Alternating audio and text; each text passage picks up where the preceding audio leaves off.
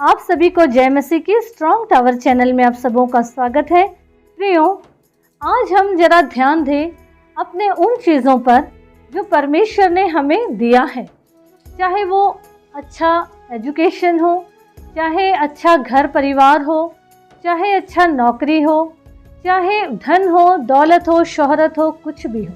घर में वो सारी चीज़ें जो परमेश्वर ने हमको दिए हैं, और जब अब बारी हमारी है तो क्या हम परमेश्वर को वो सब चीज़ें दे रहे हैं जो हमें देना चाहिए? कई बार हम ये वादा करते हैं परमेश्वर से, ये हमें प्रभु तू दे दे, फिर हम तुझे ये चीज़ देंगे, पहले तू ये कर, फिर हम ये करेंगे।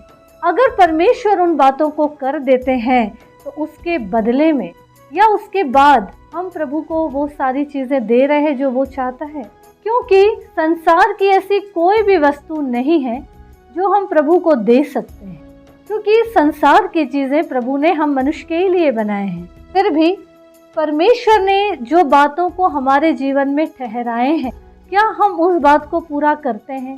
अगर परमेश्वर ने हमें दान करने के लिए, दान देने के लिए ठहराया है, मदद करने के लिए ठहराए हैं, तो क्या हम उन चीज़ों से प्रभु के कार्य के लिए, प्रभु के लोगों के लिए, प्रभु के कार्य को आगे बढ़ने के लिए, उसके राज के लिए, क्या हम उन बातों को या उन चीज़ों को दे रहे हैं क्या? और अगर दे रहे हैं तो प्रभु आशीष दे, और अगर नहीं कर रहे हैं तो आज से अपने जीवन को बदल कर, क्षमा मांगकर प्रभु के कार्य में आगे बढ़िए और प्रभु की महिमा के योग्य बनिए। आइए हम कुछ बातों को वचनों के माध्यम से सीखें। मत्ती रचित सुसमाचार उसका 6 अध्याय। सावधान रहो, तो मनुष्यों को दिखाने के लिए अपने धर्म के काम ना करो, नहीं तो अपने स्वर्गीय पिता से कुछ भी फल ना पाओगे। इसलिए जब तू दान करे तो अपने आगे तुरही ना बजवा, जैसे कपटी सभाओं और गलियों में करते हैं, ताकि लोग उनकी बढ़ाई करें। मैं तुमसे सच कहता हूँ कि वे अपना प्रतिफल पा चुके।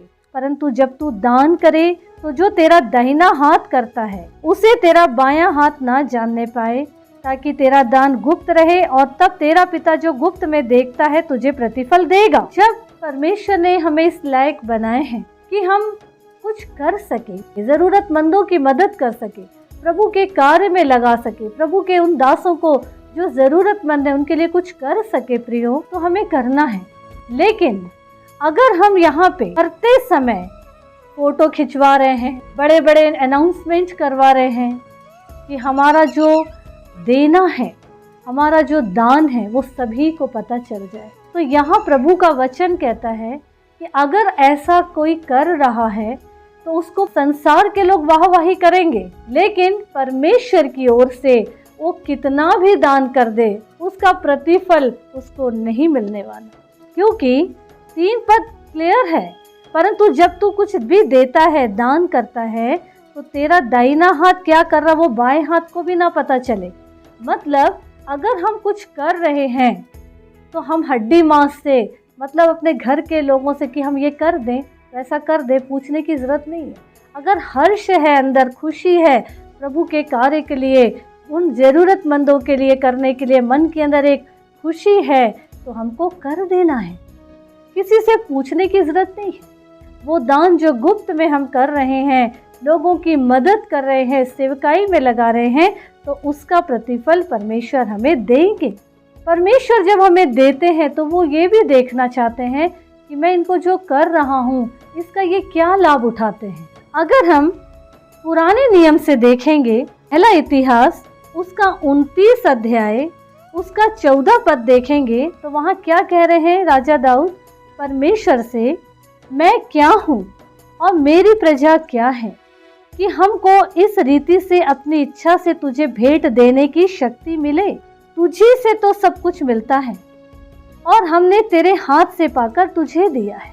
मतलब जो चीज़ परमेश्वर ने हमें दिए हैं प्रियो, वो ही चीज़ में से तो हम प्रभु के कार्य के लिए लगाएंगे। यही चीज़ हमको समझना है कि जो परमेश्वर हमें दे रहे हैं उसका हम जायज़ फ़ायदा उठा रहे हैं या नहीं, या बस सहेज करके रखे हुए हैं।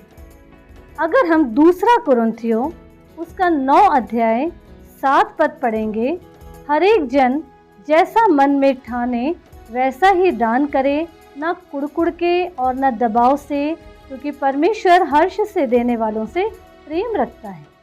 आगे पद कहता है, परमेश्वर सब प्रकार का अनुग्रह तुम्हें बहुतायत से दे सकता है, जिससे हर बात में और हर समय सब कुछ जो तुम्हें आवश्यक हो तुम्हारे पास रहे, और हर एक भले काम के लिए तुम्हारे पास बहुत कुछ हो। क्योंकि जैसा लिखा है, उसने बिखेरा, उसने कंगालों को दान दिया, उसका धर्म सदा बना रहेगा। किसका? जो प्रभु के लिए हमेशा तैयार रहता है, हर चीज़ों के माध्यम। कई बातें हैं इसमें, बहुत सी बातें हैं प्रियो जो हमें समझने की है। आज हम यहाँ पे ये देख रहे हैं कि वचन में क्या लिखा है। जब हम परमेश्वर के लिए कुड़ के नहीं लेकिन हर्ष के साथ, खुशी के साथ करेंगे, तो परमेश्वर भी बहुतायत से, उदारता के साथ हमारे जीवन में सब कुछ को बनाए रखेंगे। अगर हम किसी के लिए कुछ कर रहे हैं तो हमको ये समझना है कि ना ही कपट से, ना ही लालच से कि हमको ये करने से इतना मिलेगा, ऐसा प्रतिफल की उम्मीद नहीं रखना है। निष्कपट भाव से, खुशी से हमको प्रभु के लिए, प्रभु के कार्य के लिए, उन ज़रूरतमंदों के लिए करना है प्रियो। क्योंकि वचन कहता है, जो कंगालों पर अनुग्रह करता है वो परमेश्वर को उधार देता है। तो याद रखिए, परमेश्वर किसी का कर्जदार नहीं है। परमेश्वर हर चीज़ देख रहे हैं, उनसे कुछ छुपा नहीं है। तो प्रभु को ये मालूम है किसके पास क्या है, कितना है, और कौन कितना कहाँ लगा रहा है। उसी हिसाब से प्रतिफल हमें मिलता है। तो इसीलिए वचन क्या कहता है कि जो दान, जो काम तू अच्छाई कर रहा है अगर एक हाथ से, तो दूसरे को भी नहीं पता चलना चाहिए। हर चीज़ों को गुप्त में करिए, ताकि हमें जो गुप्त में है वो परमेश्वर हमको प्रतिफल देंगे। अगर हम गुप्त में रह के छुप छुप के ये सोचे कि अरे इतना दे देते हैं, थोड़ा बचा लेते हैं, तो याद रखिए, जो गुप्त में हम कर रहे हैं, हमारा गुप्त में जो परमेश्वर वो सब कुछ देख रहा है, और वो प्रतिफल हमको उसी अनुसार देगा जो हमारी मेंटलिटी है। तो इसीलिए अपने जीवन को तैयार करिए, अपने जीवन को परखिए, अपनी संपत्ति को देखिए। जो परमेश्वर की ओर से हमें दिया गया चीज़ है, बातें हैं, कुछ भी चीज़ें हैं, उस पर ध्यान करिए, देखिए कितना हम इसमें से प्रभु को दे सकते, प्रभु के कार्य के लिए, ज़रूरतमंदों के लिए। अगर प्रभु की दया हमारे जीवन पर, हमारे कार्य पर, हमारी हर बात पर है, तो प्रियो आज से अच्छाइयों का खाता खोलिए और प्रभु की महिमा के योग्य फल लाइए, ताकि हमारा जीवन फलवंत हो जाए और हमारे जीवन से लोग तृप्त होकर प्रभु के राज के अधिकारी होते चले जाएं। प्रभु यीशु मसीह इस वचन के माध्यम से हम सबों को आशीषित करे।